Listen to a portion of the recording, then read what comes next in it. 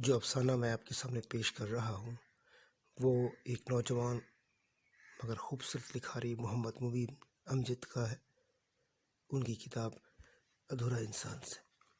آج پھر ماں جیت گئی۔ اماں اماں ذرا کمرے میں آنا، اس کی طبیعت خراب ہے۔ تو مجھے کیوں بتا رہا ہے؟ جا کر دائی بشیرہ کو بلا لا اور مجھے سونے دے اب۔ اماں ناراضی چھوڑ دے اب اور میرے ساتھ چل ذرا دیر کے لیے۔ میں نے کہا نا میں نہیں آ رہی، بشیرہ کو بلا لا۔ جب سے میری بیوی کا ڈولہ اس گھر میں آیا میری زندگی اجیرن ہو کر رہ گئی۔ بیوی کی سنوں تو زن مرید، ماں کی سنوں تو بیوی کی نظر میں برا۔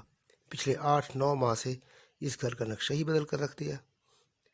صبح شام کی چخ چخ نے مجھے محلے میں کہیں کا نہ چھوڑا۔ آئے دن لڑائی جھگڑا، چیخو پکار اور تانوں نے اس گھر کو جہنم بنا ڈالا۔ قصور تو شاید کسی کا بھی نہیں۔ اگر بیوی بد زبان تھی تو ماں میں بھی تو حوصلہ نہیں تھا، مگر وہ ماں تھی اور یہی بات بیوی کی سمجھ میں نہیں آتی تھی۔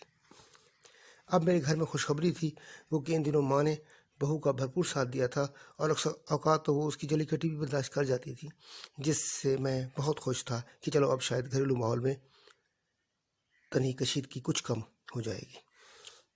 مگر آج آفس سے آیا تو آج پھر صحن پانی پت کا میدان بنا ہوا تھا۔ اب میں اس ماحول کا کیا کرتا؟ خاموشی سے اپنے کمرے میں چلا گیا۔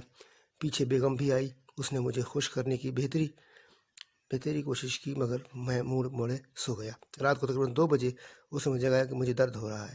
میں بھاگم بھاگ اماں کے پاس گیا کہ چلو اسے خوشخبری دوں، مگر اماں نے میرا دل توڑ دیا۔ اس نے بالکل ہی لاتعلقی کا اظہار کر دیا۔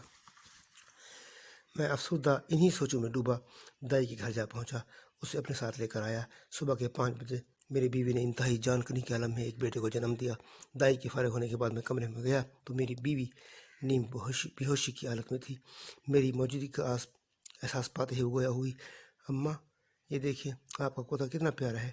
وہ کہ بچے کی رونے کی آواز سن کر میری ماں جو صبح نماز کے بعد قرآن کی تلاوت کر رہی تھیں وہ بھی بے چین تھیں اور کمرے میں آنا چاہتی تھیں، مگر ہچکچا رہی تھیں۔ میں نے بیوی کے ماتھے پر بوسہ دیا تو وہ جاگ گئی اور کہا، اماں کہاں ہے؟ میں ایک خردست بیٹا اس کے علاوہ بھلا کیا جواب دیتا؟ چھوڑو اماں کو، اس نے کون سا تمہارا احساس کیا تھا؟ مگر میں ایک مرد تھا، کسی بھی ماں کا درد نہیں جان سکتا تھا، اس لیے میں بھٹکنے لگا تو ایک عورت ہی نے مجھے صحیح راستہ دکھلایا۔ کوئی عورت کوئی اور نہیں، میری بیوی ہی تھی۔ اس نے کہا، نہیں قربان ایسے نہ کہو، وہ ماں ہے اور میں بھی اب ایک ماں ہوں، اسی لیے ماں کا دکھ سمجھ سکتی ہوں۔ اب جا کر اماں کو بلا لاؤ، وہ بھی اپنے پوتے کو دیکھ سکے اور اپنے بیٹے کو گود میں لے سکے، وہ بھی اپنی آنکھوں کو ٹھنڈا کر سکے۔ اور آج پھر ماں جیت گئی تھی۔